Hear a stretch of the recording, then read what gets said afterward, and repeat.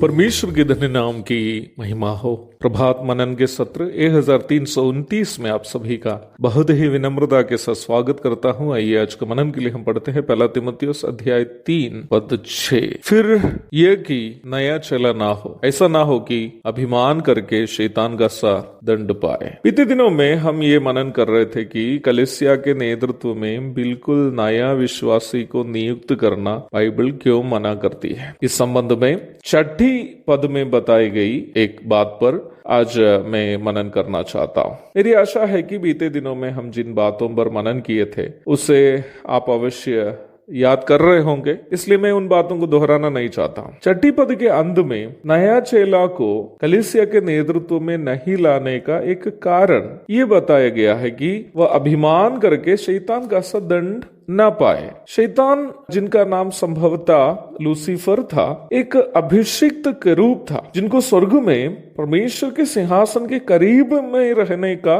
स्वतंत्रता था। यहेजकेल अध्याय 28 पद 14। शैतान अत्यधिक सुंदर और ज्ञान से भरपूर एक स्वर्गीय जीवी था। यहेजकेल अध्याय 28 पद 3, 12 और 17। परंतु लूसीफर, जो परमेश्वर की सृष्टि और परमेश्वर के द्वारा अभिषिक्त केरूब था और परमेश्वर के आदेशानुसार परमेश्वर की सेवा करने के लिए नियुक्त प्राणी था, ये भूल गया कि उनको जितनी भी आशीषें मिली हैं वे सभी परमेश्वर का दान है। शैतान का अभिमान उसकी आत्मिक आंखों को अंधा कर दिया है कि वह ये बात भूल गया कि उनकी सृष्टि परमेश्वर की सेवा के लिए ही हुई थी। घमंड से चूर होकर वह ये सोचने लगा कि वह स्वयं परमेश्वर है। यशायाह 14 की 13-14, यहेजकेल अध्याय 28 पद 2 और 3। जब वह खुद परमेश्वर बनने की इच्छा की, परमेश्वर ने उसको स्वर्ग से गिरा दिया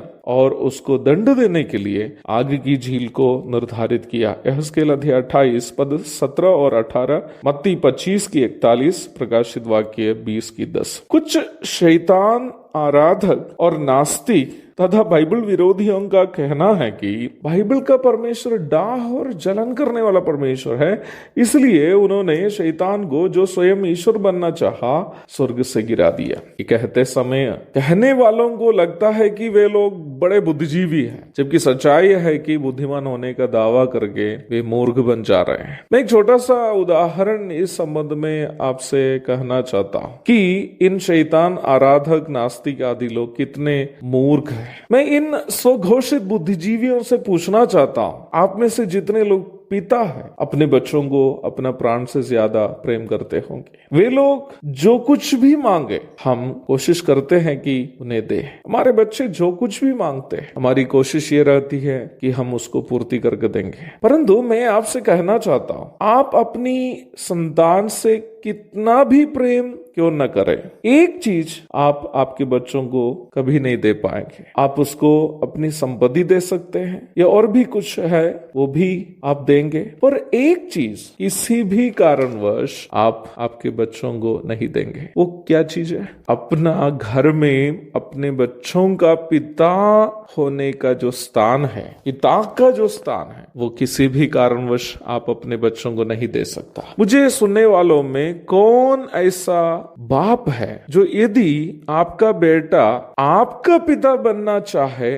तो स्वीकार करेंगे? कोई नहीं करेगा। परमेश्वर न केवल हम मनुष्यों के बल्कि स्वर्ग और धरती के सभी जीवित प्राणियों के सृष्टिकर्ता और उस परिप्रेक्ष्य में सभी के वो पिता भी है। इसलिए ही शैतान, जो परमेश्वर की सृष्टि है, स्वयं परमेश्वर बनने की कोशिश की, किसी भी प्रकार स्वीकार करने योग्य बात वो नहीं थी। इस कारण से ही हम ये अवश्य कह सकते हैं कि परमेश्वर ने शैतान के साथ जो किया वो पूर्णतः सही था। ऐसे नए विश्वासियों को, जो आत्मिक रूप में परिपक्व नहीं है, यदि कलीसिया के अगुवे के रूप में चुने, अचानक मिली हुई पदवी और अधिकार के कारण वह घमंडी हो जा सकता है, जो उसके आत्मिक जीवन तथा सेवकाई दोनों को बर्बाद कर देगा। इसलिए बाइबल नया चेला को, जो नया विश्वासी है, यह विश्वास में परिपक्व नहीं है, उनको कलीसिया का अध्यक्ष बनाना सख्त मना करती है। मेरे प्यारो,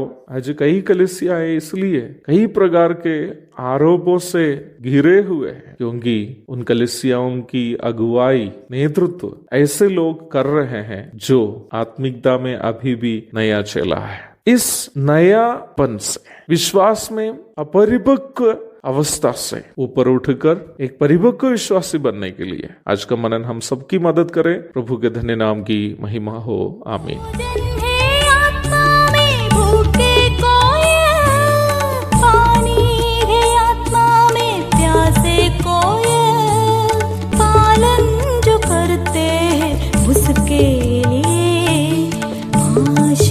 पाने का साधन है ये है वचन, प्यारा वचन, यीशु मसीह का प्यारा वचन।